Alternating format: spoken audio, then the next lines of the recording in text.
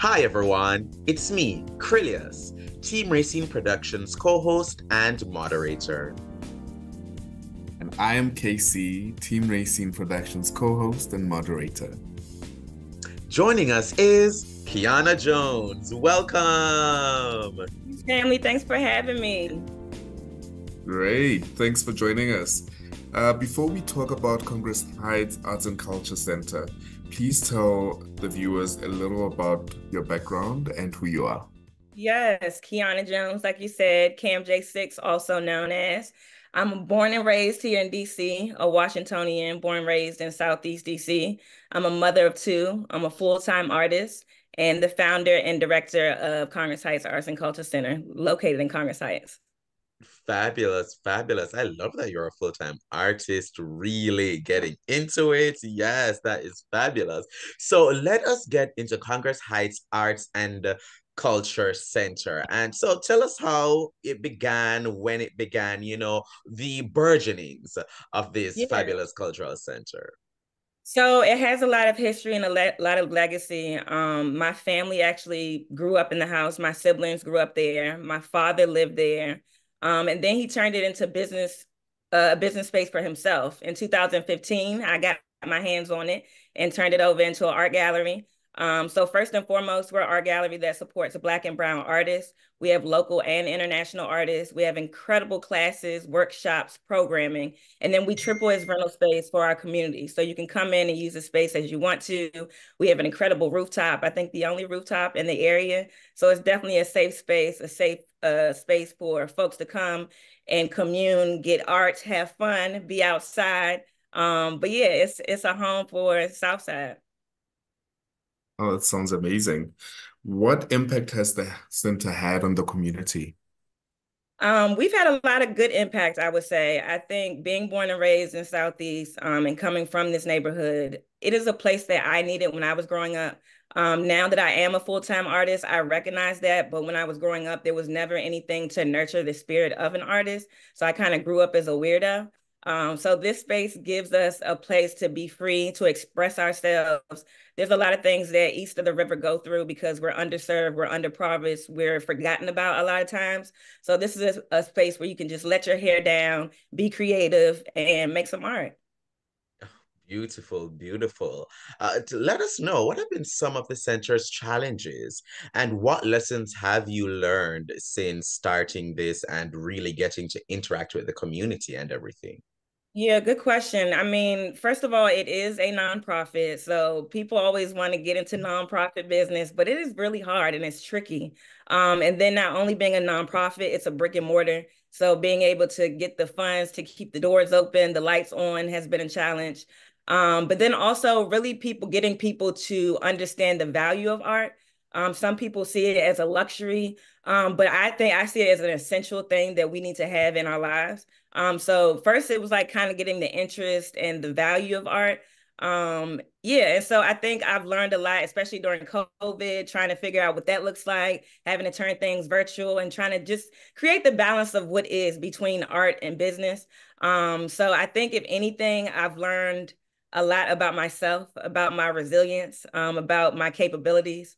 But then I've also just understood and really seen the impact of what art can do, how it can beautify lives, how it can change spirits and energy. But then we've also taught our community about how to use it as an economic tool, right? And how to thrive from your passion. So it's just been a lot that we've learned, and I think that we brought to the community. I'm really proud of it. Congratulations on that. So, in your time with the center, what have been some of your accomplishments and favorite moments? I have so many. I think one of the big one was first when we a couple years after we opened in 2015, in 2017, we did a complete renovation. So it expanded the space, and it allowed us to do a lot more in service for the community. So that will probably have to be one of the biggest things because it just gave more space for us to do what we needed to do. We also just opened a retail store. And that's just been fun. It's another brick and mortar location, but allows us to expand the work that we've been doing. I don't know. It's just been so many good moments. I think the biggest thing that people know us from is Art All Night. We have one of the biggest parties every year in September. So everyone looks forward to that because we're like outside in the streets from all day until like 4 o'clock in the morning. So we have a good time. And it's a space, like I said, and you can see in the pictures, it's a space for everyone. We say we serve ages 5 to 105 if you can still come outside. We love that. We love that. And we love art on night. That's one of the great things about being, in Washington, D.C. Art on night is really, really, really such an amazing concept that takes over the entire city. And Yeah, every single type of artist, every single community organization, all of that come together and be a part of Art All Night. So it's so great to hear that Art All Night is a big thing for you guys at the absolutely. It's one center, of certainly. our favorite events, our favorite events. Oh, wonderful, wonderful. Well, let me ask you about the needs of DC residents. What have you seen, when it comes to the residents and, learning about art, how art has really impacted them in that way? Talk a little bit about, how that comes with those DC residents and really, really connecting with that. Yeah, for sure. And I think it's a general pocket of what DC residents need, but specifically in Congress Heights, we have some specific needs because we've needed them for a long time. One of the things is residents need a way to be connected to the resources that the city has. The city has a lot of resources, but sometimes it's not disseminated the right way, or the information of it being there is not put out to the folks, so they don't even know that it's there before they can even access it. So I think that has been one of the biggest things. I mentioned it earlier too, is just about understanding how to thrive from your own passions. We call it like profiting from your own passions, and really being able to be economically sustainable with just your innate talents, right? And so I think that's one thing that we've really tried to push and encourage people to kind of get into the creative economy. And I appreciate the mayor. I think Art on Night is one of those examples where she kind of like tries to highlight the resources and the creative economy for our residents.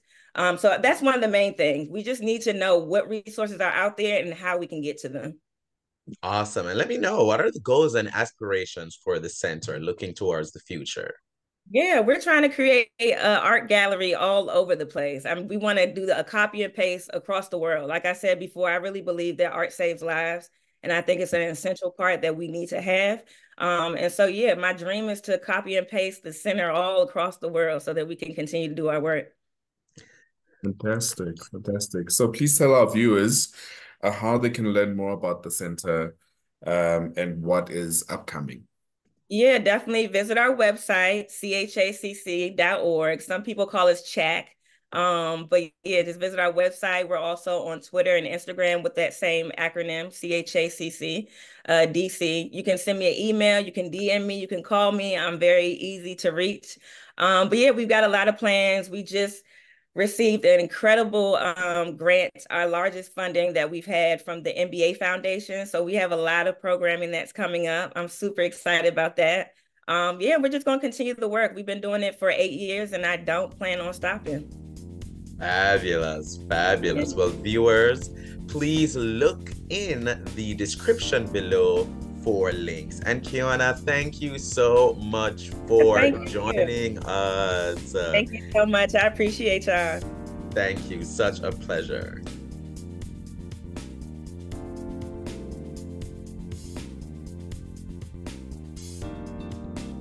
To those watching, please follow Team Rayceen on social media.